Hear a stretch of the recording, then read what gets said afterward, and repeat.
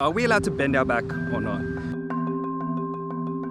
For quite some time now, I was under the impression that if I didn't keep my back straight or neutral and I went for a deadlift, oh man, I'm gone, man, yalla, bye. And I think this was something that was taught in unis, inferred through like some of the research and studies, and it was sort of like passed down from fitness and health professionals, sort of as a scapegoat. And with some of the exercises like Jefferson curls becoming really popular, where did this thought come from, and is it okay for us to actually bend our back when we lift? Our back can move in all directions. We've got rotation, extension, and flexion. As a human, we need all of these. A reason why we think bending our back is unsafe is due to a number of different studies conducted on dead animals.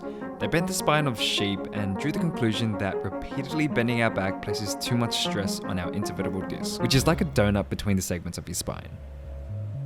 But there are so many flaws to this. One, we're not animals. It's not the same. Two, they can't grow, they can't adapt, but we, living humans, we can grow, we can get stronger, and we can adapt. So here's what you need to know.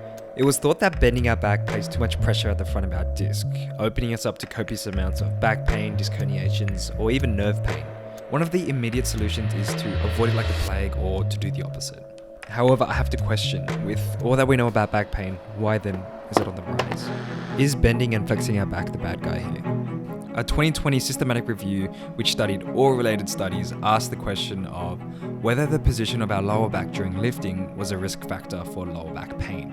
They found no significant differences between the two and found that people who actually had back pain lifted with 6 degrees less flexion compared to those that didn't.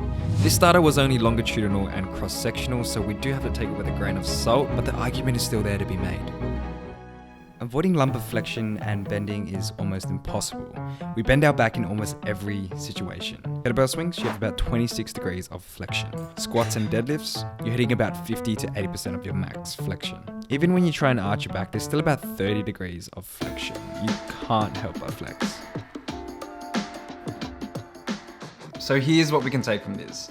For so long, I've been blaming flexing our back, bending our back as the cause for back pain, but you know what, the emerging evidence says otherwise. Have a look at some of the elite athletes or even some of the amateur, everyday powerlifters. You know, their back is fine and they remain uninjured for the most part. They do get injured, but they're pretty strong and functional. But yeah, in some ways, bending and flexing your back, that can cause some issues. And with that, I always recommend you to see someone and get it checked out because that is gonna be the most important thing.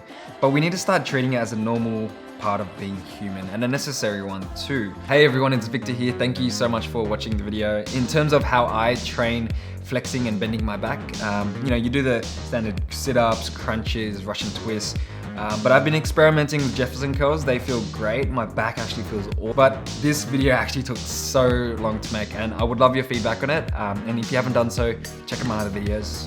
Leave a comment if they resonate with you. Bye.